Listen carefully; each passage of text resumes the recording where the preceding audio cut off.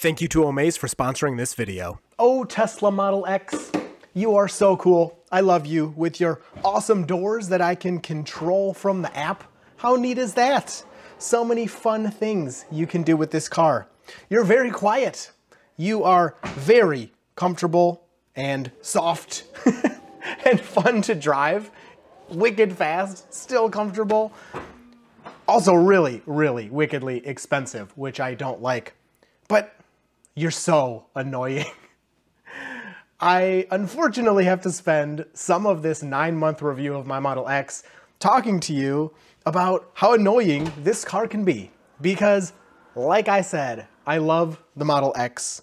I really enjoy it. It is fun and safe and fast and quiet and efficient and blah, blah, blah. But I can't spend a whole lot of time talking about that because I need to tell you about the negatives that I've experienced over my 9 months and 10,000 miles enjoying this car. So starting from the beginning, we took delivery in March of 2022, and right off the bat, the car had a couple of small issues. And to be honest, I'm an easygoing guy. I kind of expected it, and these cars were really hard to come across. In fact, today I still think it's really hard to get one of these. And so I was like, you know what, I'm fine. I'll bring it back, get these couple small issues fixed.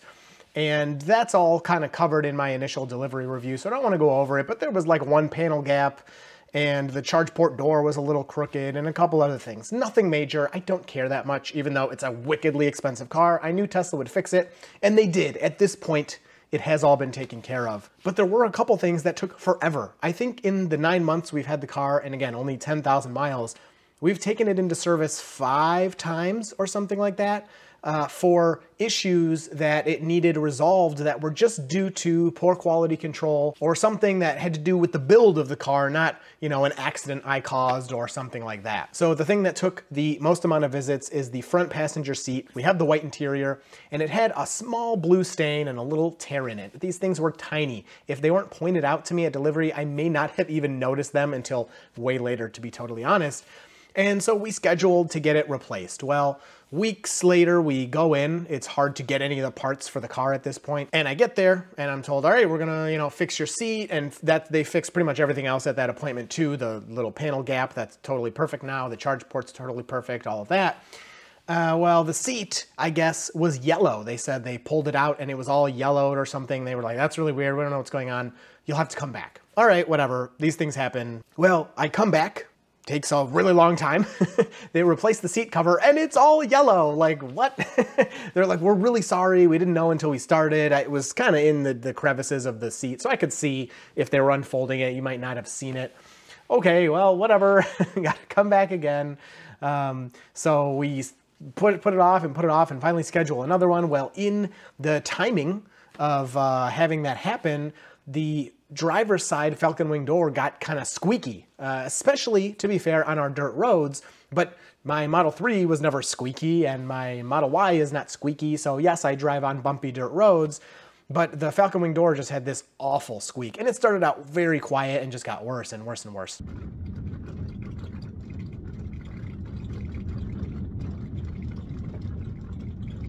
So brought it back and told them, all right, seat and this squeak, if you could check those out, that would be great. And then also the pedal feels kind of strange, I think. I'm not sure what's going on with the driver's pedal. Turns out, I think it's just me. The pedal is fine. But they fixed the squeak. They fixed the seat. Finally, the passenger seat looks nice and white. And all right, well, cool. We're off with that. They also were able to stop the squeaking in the door. So that was really nice. But not too much later, the squeak in the door starts coming back. And it's like, what is going on? It seemed like, I don't know, maybe a week or 2 weeks, and that squeak came back. And the Falcon Wing door is squeaking louder than it ever has. And, you know, I'm not in the car that much, but it's annoying for my wife. And the times I am in the car with her, it's like, oh my goodness, you have to listen to this while you're driving. And again, like a little squeak in a car, at least the car's reliable and it's safe, but it's a really expensive car. I want it to work like perfectly and nicely when it's brand new. You should expect that of a $20,000 brand new car or a $100,000 brand new car. Like I said, I'm pretty easygoing. I try not to be too picky, but this is super annoying. So we bring it back in for service again. Also, we had some shaking. The steering wheel on the highway going above 70 or so does this thing. just a little bit. Again, not dangerous. You can perfectly drive the car, but it's obviously not supposed to be happening. And I know that you can get dirt in the wheels. We have experienced this on all our cars, not just Teslas, on any Ford or Chevy that we've owned, where you get snow or dirt in the tires and it's unbalanced, so you clean them out, whatever. I cleaned the tires out. It was still happening. It has not happened once in my Model Y, actually. It did happen in my Model 3 with dirt and with snow, but my Model Y, I don't think it's ever happened, which is interesting and cool. But so we take it in, and they do fix the squeak this time, and the squeak's still been good. It's been, I think, over a month now. The squeak is good. I think it's gone. And they say one of my tires is unbalanced. So, okay, get it fixed. And they charge me $200 to fix this thing. Now, I've gotten the tires rotated one time by Tesla. You can't, they're different sizes, so you can't fully front to back, but you can swap the sides. And, I paid for that, of course. That's a service. That's fine. I paid for that. And, I said, like, why do I got to pay for this tire balance? Like, they're your wheels and tires from when my car was brand new. I didn't change anything. It's not aftermarket. I just had the one balance from you that I did pay for. And I guess tire balancing is not, a free service, which I can understand if maybe I changed the tires or I got new wheels or something. But this is all stock from the factory. And I don't know. It just seemed off. I went back and forth very nicely with them a few times, and they told me I have to pay. So I paid, which is very annoying. But as of now, as of today, everything is fixed, and the car is awesome.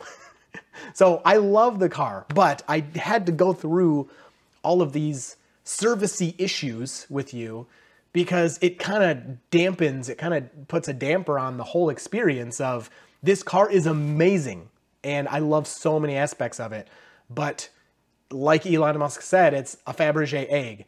It has a lot of moving parts, and that's kind of what makes it cool. But at the same time, there's a lot of things to deal with. So now that I got that out of the way, I want to hop into the car with my wife. She, like I said, drives it more than I do. So I got her positives and negatives that she's kind of had with it over this time. All right, so we're going to talk about Model X. You use it a lot more than I do. And it's really expensive, so I don't know if people would want to buy it. But what if they could win, like, a Tesla? What do you think? That'd be sweet. Who can they win a Tesla from? Omaze. Nice job. I'm excited to be working with Omaze to offer you the chance to win a custom Model S Apex and support a great cause, the Peterson Automotive Museum. Omaze launched with a mission of transforming typical charity, giving people the chance to dream big and win one-in-a-lifetime prizes while also helping nonprofits make the world a better place. And you can enter for your chance to win by going to omaze.com/dirtytesla. It's back. One of the most sought-after electric vehicles on the market is up for grabs again, and this time it could be yours. Take home the best Tesla to date, a Model S Plaid made custom by the team at Unplugged Performance. The future of clean technology is here, and taxes and shipping are included for US winners. You'll also be helping the Peterson Automotive Museum, which is a nonprofit that explores and presents the history of the automobile and its impact on global life and culture. Your donation will help the museum extend its education programs both on-site and online, as well as aid in developing new exhibitions, community events, and funding programs, such as Yellow Brick, a free program for teens and young adults interested in attending trade school. So for your chance to win a custom Tesla Model S Apex and support a great cause, the Peterson Automotive Museum, head to omaze.com/dirtytesla and enter now. The experience closes on January 27th at 11:59 p.m. PST, and I promise you don't want to miss this. Okay, Stephanie, you drive the car a lot more than I do, so let's start with, what do you like? Let's be positive for now. Okay. Because I'm annoyed by some things, but what do you like? I like a lot of things. First of all, this is like by far the nicest car that I have ever had the privilege of driving, like hands down. So and thanks. it's the most expensive by like 5x, so that's checks out. Yes, yes. It is like the perfect car for what we need, like space-wise. There are so many things about this car that set it apart from previous cars that I've owned, or even like the Model Y, although the Model Y is pretty close in a lot of ways. It's incredibly quiet. There's like hardly any road noise, which is amazing. Also, it is a really smooth ride. Obviously, we live on a lot of dirt roads, and it handles the bumps like smoother than any car I've ever been in. And it's really nice because if the car detects that it's kind of bumpy, I'll just see this little message pop up that says, raising suspension for your comfort. It's like, well, thanks. That's very cool, and that's new. Didn't used to be as good at that. Yeah, got it an like update. with the updates, and it Right. seems like too, if I'm navigating to home and it knows I'm about to get on a dirt road, is that? Yep. It will. That came in an update where it kind of preemptively knows where the bumpy spots are based off of your driving or even other Model X or Model S drivers. It'll kind of preemptively know to change the suspension. Yeah. So anytime I'm about to go on a dirt road, before I even get on the dirt, it'll raise the suspension automatically. So it's pretty amazing in that regard. I absolutely love the yoke steering wheel. Like, I was nervous about it. People are not going to believe you, but it's true. I mean, I do It's too. so But true. Like, yeah, backing in and out of a parking lot where you've got a lot of turns to make is awkward at first, but now I seriously don't even think about it. But like, there's so much visibility, like, without having that wheel in the way, and it's actually way more comfortable on my hands and my wrists, and I just like, I totally agree. I can't, like, when I drive someone else's car with a wheel, it's like, what? Like, it's not, I prefer the yoke. Can't believe I'm saying that. And having no stalks, I was so nervous about that, but it's amazing. Like, it's just like the thought that they put into this, where it's just your thumbs, like, I mean, it's like you're texting. I mean, it's like... Yeah, I agree with that too, because you don't reach. No, you It's don't just have to... all right there. And I've done a few accidental turn signals here and there, but it's not the end of the world. I've actually done accidental turn signals with my stock too, where I bump it because I'm turning or something. So yeah, I totally agree with that. Yeah, it's just really nice to have everything right there, like, for your thumbs, and to not have to be, like, hitting stalks and wondering which one. And it's just, like, it's amazing. I would never want to go back. The automatic doors are, well, they're not automatic, but... What do you mean? Like, just being able to control them electronically. They're automatic? Yeah. Okay. The automatic doors are awesome. It's really nice to, like, be able to open and close the doors from the app. So, like, if my daughter is heading out to the car to get in, boom, I can pop the door open from inside the house. Like, that's just, like, amazing. And even, like, getting into the driver's seat and just being able to hit the brake and then the door shuts for you. And, That's like, very nice. pushing the button on the handle when I want to get out, and then it just pops open for you, and you don't have to push it open. Like, I don't realize what a luxury that is until I get in someone else's car, but it's amazing. And then being able to just control all the doors from the screen, and just, like, when you think about just how much they thought about all those little details, like, Right. it's an amazing car. Probably the hardest part about the positivity is, like what you said, you get used to all that. Mm-hmm. So it's like, oh, I love this, and you don't think much about it. Whereas with the annoyances, if they annoy you, you always think about them. That's true with everything in life. Right, Yeah. exactly, yeah. So it is nice to hop in, like, even just the Model Y and be like, oh yeah, the doors aren't automatic, so It I kills me miss- every time. Yeah. I just push the button and I'm like a luxury of Tesla. Like, I don't know if other car companies do this, but just the fact that as I'm walking up to the car, like, if you were the last one who drove it and it's like, oh, Stephanie's here now, I already see my seat moving and, like, everything is yep. shifting around to, like, meet my profile. And it's just like the world we live in is just crazy. Like, that there's that kind of technology. It's very cool. Like, when I first got my driver's license, the first car I had was a 1999 Malibu, and I was happy that it didn't have crank windows. Yep. Like, it's insane. Yeah. All right, so it's insane, and we love it. Those are the positives. So let's talk about your negatives. Which, right. keep in mind, we're being picky because the car's really expensive. So you pay this much, you want it to be perfect. But these are the things, like, on a daily basis, you notice, and we want to share those with you in case you're thinking of getting this car. Might not be a big deal to everyone, but these are what stick out to you. Right. I regret the white seats. Everybody had me fooled. I thought, oh, they come clean with a baby wipe. No, they don't. And I actually disagree with that, especially in the Y. It's true. I just wipe it off, and it's fine. But you're also a man, so I don't think you follow. I don't know. They look good to me. I don't That could know be about part that. of it. That could be part of it. They look good to me, but... Well, you also wiped this seat down and you were like, yeah, it's good. No, it's not. Maybe the lighting wasn't good. I don't know. And I want to add, I did ceramic coat the seats. So that's like an additional step. Yeah. You don't even have to do that, but it's an additional step I was advised to take by some people online to keep them, easy to clean and keep them from getting stained and stuff. So Yeah. they like stained? I don't know. I've Okay. only used basically like a baby wipe. I haven't used any, like, car cleaner, I'm sure I'll be able to get most of it off, but like, you see the dirt for sure. It's just not as kind of convenient as you were hoping. Yeah, I thought it would be much easier to wipe off. Especially being like a busy mom, you don't have time to be in here wiping your seats down for 20 minutes for fun to make it look pretty. It's just, you're busy. So now you like see these. You see everything. Yeah. So, and I've seen X's with black interior and they look fabulous. Like I thought the white would make it feel so much bigger. It really, like, it really doesn't. So that's just me. Like I wouldn't spend extra on the white. The Falcon Wing doors. Let's talk about those. Falcon Wing door section. Yeah. Put a timestamp.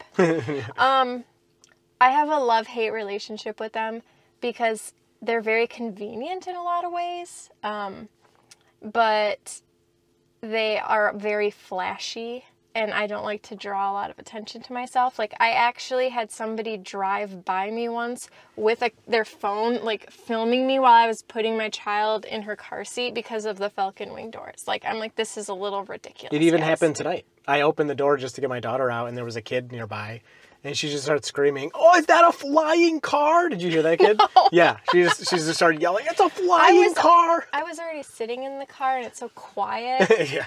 I couldn't hear the kid. No. Yeah.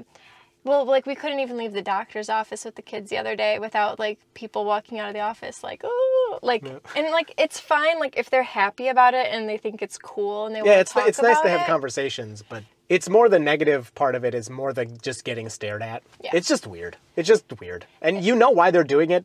It's just weird. So, like, the parent pickup line for Giant Baby, who's now like 3.5, but yeah, but she's in preschool, and it's just so awkward, like, because they bring her in and out of the car for me, and it's just they walk up, and I'm just like, beep.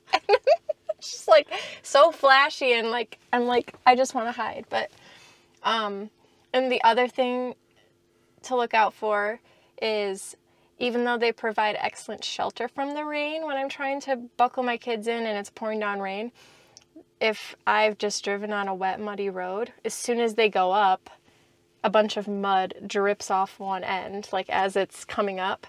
And so if you don't wait long enough, like, I've gotten, like, splattered a little bit with mud. There's just, like, little things like that where I'm like, is this for real right now? Like, so one thing, do you get annoyed with, like, say, I don't know, with them opening and closing, with the time it takes? Like, say you get the kids out and you start walking, you're like, oh, I forgot to grab this. Is it annoying to then go back and press the button and be like, and then grab it? or is that not something you've noticed? At first, yes, it was annoying. I noticed it a lot, and it was hard to tell the kids, like, back up, like, don't want you to get hit by this door. Which is true of any door. It's true of any door. Right, some people think, like, oh, these are so dangerous. You got to look out for any door, but it's a little different with this because it's automatic. You're not controlling it. I would say that the fact that it opens and closes by itself overrides the annoyance of how long it takes. Like, I'm used to how long it takes now, so it's not, like, it's just something, like, I'm already prepared for. So it's not a big deal? Yeah. Cool. So I guess the bottom line is, I don't think that there's any other electric car that exists right now that is better for me, like, and for my needs. The size of this car is perfect. I love that it's a 6-seater. Like, that works out so well for our kids. You like that better than the bench? Yes. Okay. At least for now, where we're at with life. Mm-hmm. Like, there's just so much more space in between there. And we did talk about the R1S. Not that that's even an option, because I looked at the website and they want a $1,000 deposit, and estimated delivery is end of 2023, and I'm just not about to let them borrow $1,000 for a year or more. I mean, who knows when we would get it. But even, like, if R1S was available today, say we could trade this in, and, like, money's not, don't think about money wise. Would you want to trade for it, or you don't know, or what do you think? I've never been in an R1S. I've seen it, like, we saw one driving once, and that was it. So I would have to drive in it first, but... yeah, but you didn't even drive in this car first, and you got it. Like you didn't drive a Model X before you got it, and you were like all about it. Well, if I'm going to compare, do you want an X or do you want an R1S? Yeah. Well, think about the big differences. Like then I'm sticking with the X. no, your yoke is gone. Your stalks are back. Oh gosh, no. Your stalks are Okay, back. I forgot about all that. Exactly. You can stop. I'm keeping the X. Okay. I don't want an R1S. Wow, that's crazy. I actually think I would like the R1S a little better than the X overall. But what? You're the one though that really likes the Falcon Wing doors, and like when we're driving away places, you're like, no, just leave the doors open so it looks like we're flying away. Yeah, this is because it's funny. So you want to give all that up? I don't know. So overall, you love the car. Yeah. The big thing though that I do want to add is like money-wise, like we're kind of ignoring the money factor. We're just talking about the experience of the car because it's personal. To some people, like they could buy this once a year and it doesn't matter. And some people could never buy this ever. Like I can't believe we own it, Yeah. to be totally honest. But when you talk about it from like a money perspective, especially if you want to compare this to like a Model Y, it becomes a much, much, much harder choice. Oh yeah. Way more difficult because it's double the price essentially. And like it's slightly bigger. I mean, there's more cargo room and stuff, but it's not like double the size or something crazy like that. The Y is still electric. It's still a Tesla. You still have the supercharger. You still have all the benefits. This doesn't bring a whole lot more to the table. So that's when it gets really difficult to like go forward with recommending this car. Yeah. If we were focusing just on cost, I would probably tell somebody to go with a Y. Yeah, we would never. I mean, because it's not worth, like you said, almost double the price. Like I wouldn't say this car is double, better. Okay, I wouldn't say that this car is 2 times better than a Y.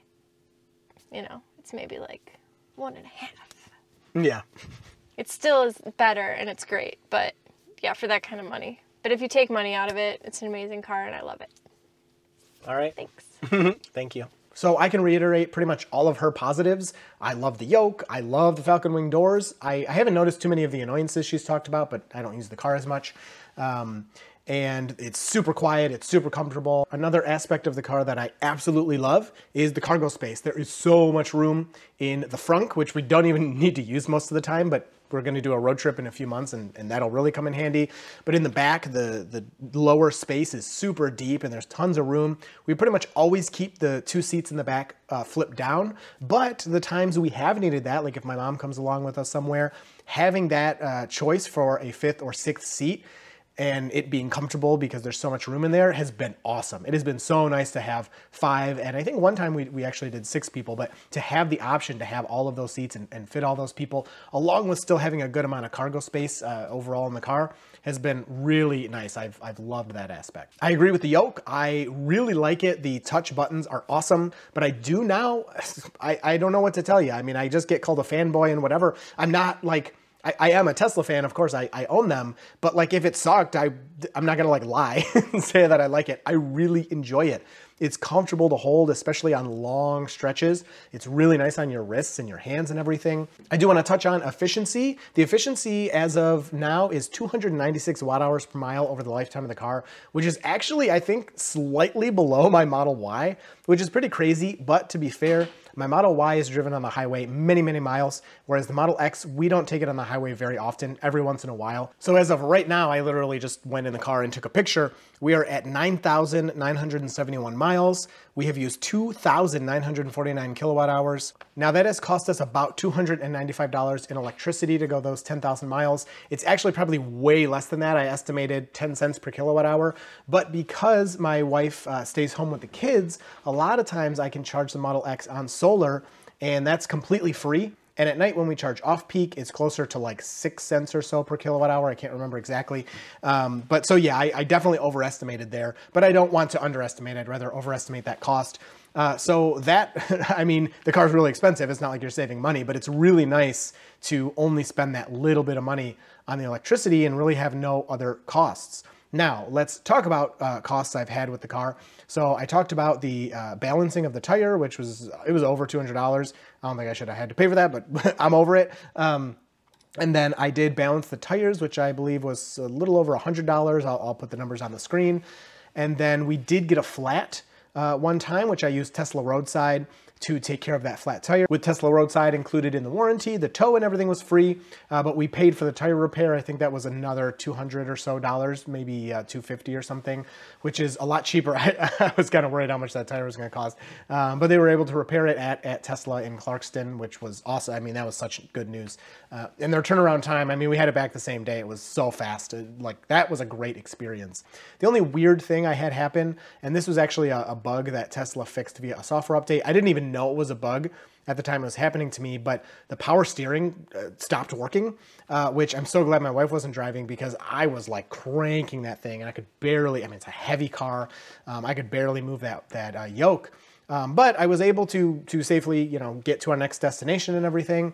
And I parked, and then I kind of figured a lot of times with Tesla issues, if you just park and get out and let it kind of rest, it'll be good. By the time I got back to the car, it was fine. All the steering was back. I never had a problem. And then it was before the final service, so I was going to mention it at that time. But then I saw something on online that they actually had a software update to fix that. And so it was definitely an intermittent issue. Most people never experienced it, but now that shouldn't come back. But yeah, overall, to kind of summarize the whole 9-month, 10,000 miles, Model X refresh 2022 experience, I do really love the car. It is so cool. It is so nice to drive.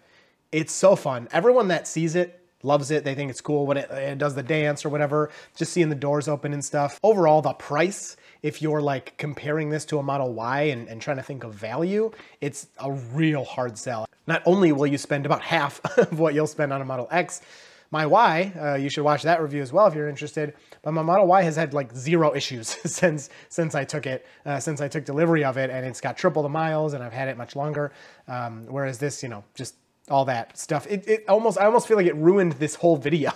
It ruined my whole kind of review process, because that's all I can kind of think about is like these annoyances I've had when it should be a smooth experience buying a new car. But if you do take delivery of a Model X refresh, I think you'll be extremely happy. You will fall in love with it. And despite any annoyances, which you might come across like I did and my wife did, I think you'd probably still be happy with it. We are. At this point, it's not like we want to sell it or anything. We would love to keep this vehicle like forever, but I don't think I want to own it outside of warranty, to be totally honest. So anyway, I hope that this was pretty enjoyable. If you have any questions, please leave those down below. Me or my wife will try to answer those for you. And you will see me and maybe the Model X in the next video.